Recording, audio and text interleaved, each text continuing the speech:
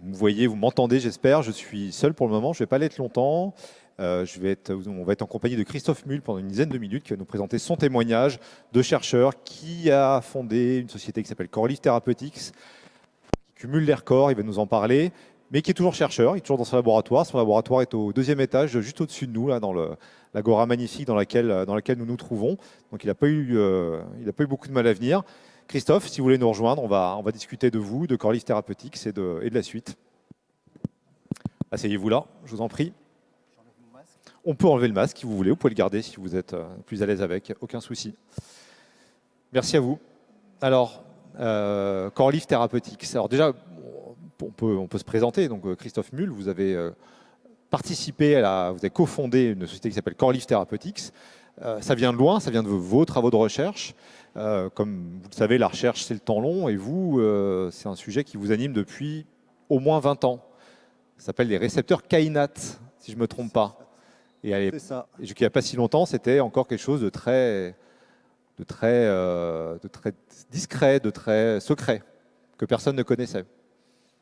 Oui, en effet, c'est un domaine de recherche assez large qui est celui des récepteurs du glutamate. Et au sein de cette famille de récepteurs du glutamate, qui sont les récepteurs qui permettent la transmission synaptique excitatrice dans les circuits neuronaux, il y a une petite catégorie de récepteurs qui sont les récepteurs kainat.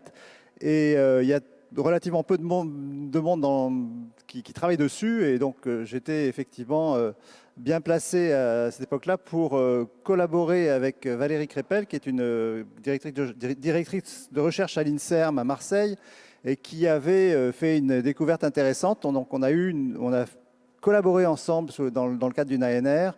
Et donc, ça remonte à 10 ans. Là, on est en 2010, voilà, c'est ça. Donc un vrai projet de recherche collaboratif fondamental. Très fondamental, oui, effectivement. Sur le rôle des récepteurs kainat dans des modèles animaux d'épilepsie du lobe temporal. Donc il faut savoir que l'épilepsie, c'est quand même une maladie qui se traite relativement bien par des médicaments, mais dans 30% des cas, cette maladie n'est pas traitée par les médicaments et on peut avoir recours à la chirurgie. Donc on fait une résection d'une partie du cerveau, une partie importante qui s'appelle l'hippocampe. Et donc notre cible, c'était les récepteurs kainat dans l'hippocampe de modèles animaux de l'épilepsie du lobe temporal. Voilà. Et quand vous faites ça en 2010, vous vous dites secrètement, ça va mener à une thérapeutique certainement, mais est-ce que vous vous dites, ça va être mis sur le marché, je vais me retrouver dans un processus, là on parle, je vous parlais de chiffres impressionnants, la CoreLeaf Therapeutics, c'est 250 millions d'euros qui ont été levés tout récemment, après 18 mois d'existence, donc ça fait, voilà, c'est un petit peu vertigineux. Vous êtes dans votre laboratoire toujours en train de chercher. Non, mais enfin, en 2010, en 2014, en 2015, 2018, tout ce que vous voulez, j'aurais pas imaginé que je serais là où je suis. Je suis directeur de recherche au CNRS et je reste un vrai chercheur. Donc effectivement, en 2014, quand on a le résultat de cette collaboration, ça a été des choses vraiment prometteuses d'un point de vue recherche fondamentale, préclinique. Mais on ne se disait pas qu'on allait faire des médicaments à ce moment-là. Cela dit, on était, disons, relativement la vista quand même, peut-être. Hein, guidé, par exemple, par INSERM Transfer qui nous a dit « allez-y, on brevette ». Et ça a été un peu le point de départ. Et ensuite, il y a eu des rencontres très importantes, d'abord avec Aquitaine Sciences Transfer ici, Maëlys Chussot ici présente, mais aussi un fonds d'investissement privé qui s'appelle Kurma, qui a cru très rapidement dans ce projet-là, alors que vraiment, c'est pas... Très tôt dans le 2014, en 2014, il y a eu les premières rencontres. Il y a 8 ans, oui. L'investissement de Kurma, ça a été relativement progressif. Pour Aquitaine Sciences Transfer, et on a eu assez rapidement les moyens pour essayer de faire maturer ce projet-là. Et donc, effectivement, en 2018, il y a eu un investissement un peu plus fort de Kurma qui nous a mis en relation avec une société de thérapie génique. Ce que je n'ai pas dit, c'est qu'en fait, ce qu'on souhaite développer, c'est un outil de thérapie génique, un médicament qui cible directement cette région du cerveau qui est importante pour la mémoire et pour l'orientation spatiale, par exemple, qui s'appelle l'hippocampe. On peut diffuser, si vous le souhaitez, une oui, vidéo. Si vous voulez, oui. Ce n'est pas une vidéo, c'est une photo de l'hippocampe qui servira au moins pour camper le propos. Donc, je ne sais pas. Mais... Elle va apparaître. Elle va apparaître. Ouais. Okay. Et donc, voilà, l'idée, c'est de remplacer la chirurgie de l'hippocampe, enfin, la résection de l'hippocampe. Voilà, vous avez ici une région. Bon, ça, c'est un hippocampe de souris, mais ça explique un petit peu le mécanisme par lequel vraiment notre recherche, enfin, ce développement industriel, il est vraiment basé sur un mécanisme très solide d'un point de vue mécanistique, d'un point de vue de neurosciences. Donc là, vous avez par exemple, enfin, ce qui se passe dans l'épilepsie du lobe temporal, c'est que il y a une réorganisation des circuits neuronaux. Donc les cellules du gyrus denté que vous voyez ici font des boucles et font des boucles excitatrices qui vont activer des récepteurs kainates. Et ces récepteurs, ils deviennent épileptogènes.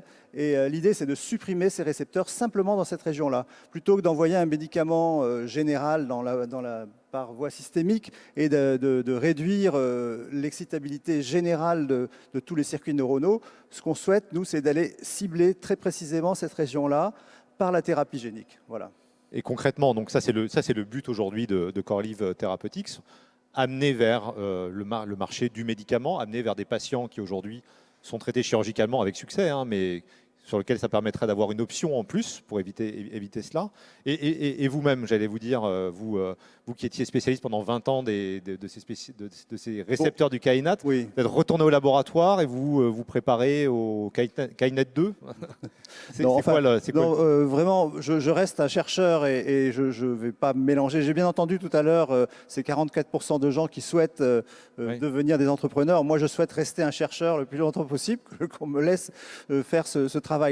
C'est une histoire extraordinaire, effectivement, pour moi, parce que je ne me lève pas le matin en me disant je vais valoriser. Je continue à essayer d'être excité par les mécanismes du fonctionnement des réseaux, pas seulement des récepteurs kainate d'ailleurs, puisque une bonne partie de mon équipe travaille sur la maladie d'Alzheimer et c'est sur des nouveaux mécanismes. Peut-être qu'un jour, je serai disons, un peu plus ouvert sur les possibilités thérapeutiques plus tôt peut-être, oui. Sur ce qu'on est en train de faire sur la maladie d'Alzheimer. Mais pour l'instant, je continue à travailler en collaboration avec cette entreprise qui n'est plus notre entreprise puisqu'elle a été vendue, comme vous l'avez compris, il y a 3 mois. Voilà, c'est ça. Vous êtes riche ? Non, on ne peut pas poser la question. Riche en expérience, hein.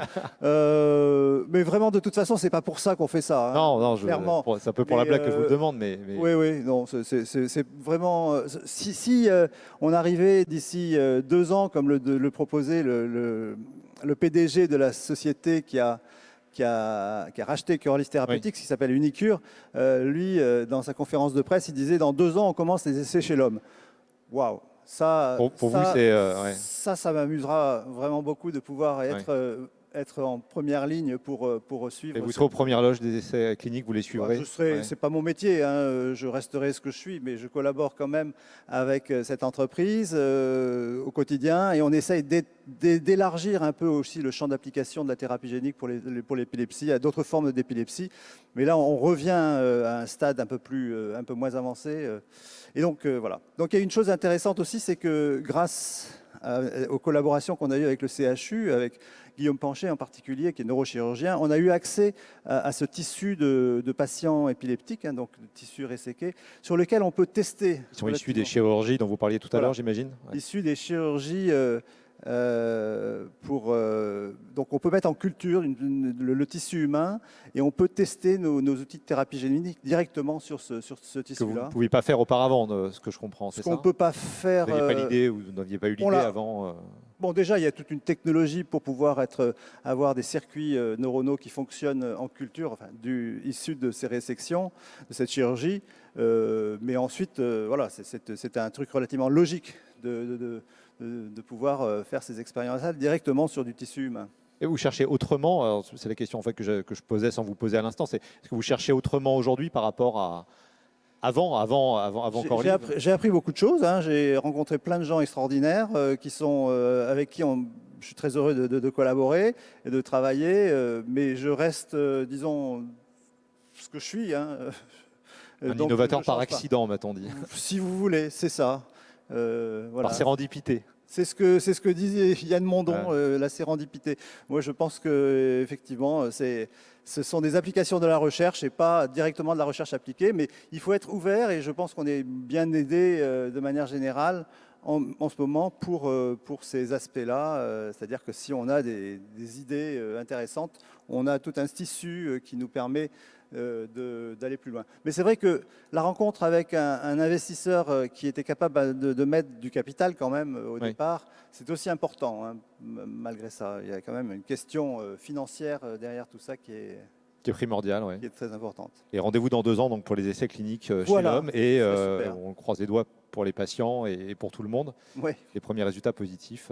Voilà. Peut-être une AMM une mise sur le marché dans 8 ans, 10 ans. C'est long, hein, les Bah médicaments. oui, Ouais.